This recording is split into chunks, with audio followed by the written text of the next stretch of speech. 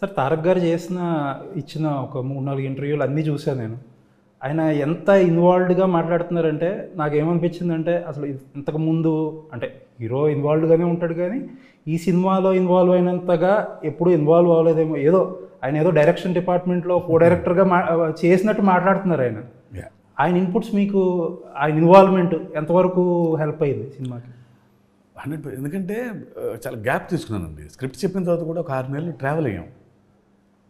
So ఆయనకేమో you know energy levels చాలా ఎక్కువ. ఇక్కడే కూర్చుంటే ఆయనకి బోరు. పైగా లక్కీగా నేను బాగా క్లోజ్ ఆయనకి. సో ఏదన్నా ఆయనతో షేర్ చేసుకుంటా. సో ప్రెప్ టైంలో ఈ ఎగ్జిక్యూషన్ లెవెల్స్ ఇట్లా చేద్దాం అనుకుంటున్నా. నాకే ఒక కొత్తగా అనిపించేది, వాటర్లా ఉంటుంది. సాయంత్రం వెళ్ళి సరదాగా ఆయనతో కూర్చొని ఇట్లా అవునా భలే ఉందా ఇది. సో ఆయన అన్నీ షేర్ చేసుకున్నాం.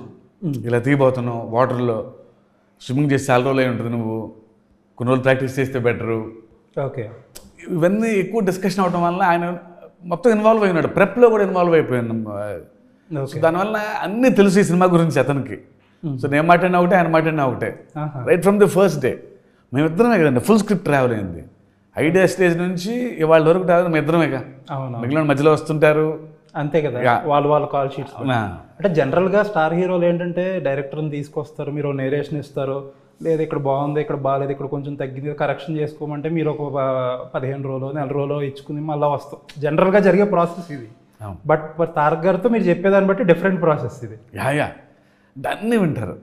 ఆయనకి బోర్ కొట్టే విషయం లేదు.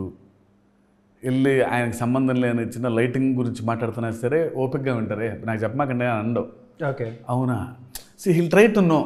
ఓకే, టెక్నికల్గా కూడా ఆయనకు నాలెడ్జ్ ఉంటుందా బాగా? ఓకే, అసలు వాట్ నాట్ అండి బాబు, అది ఒక జబ్బు అని చెప్తాను ఆయనకి. అసలు అంటే he knows everything and he wanted to know. కానీ అలా ఉంటే హీరోలు కొంచెం డైరెక్టర్లకు ఇబ్బంది ఉంటుందా? వచ్చి ప్రతిదీ చెందింది ఇదేంటి అదేంటి అని అడిగితే అదొక ఎక్స్ట్రా ప్రెషర్. అంటే అక్కడ కామన్ సెన్స్ ఉండాలండి. He knows wear to stop. Okay, ఆయన తెలుసుకోవటం వరకే తప్ప సెట్లో అన్ని బ్యాగేజ్ వదిలేసి వచ్చి లేమన్లా వస్తారు. ఈ సీన్ నేను యాక్టర్. ఓకే, అతను ఏం కోరుకుంటున్నాడో అది ఇన్నోసెంట్గా చేసి వెళ్ళిపోవాలి నేను.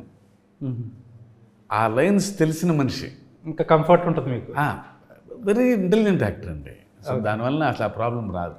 ఓకే.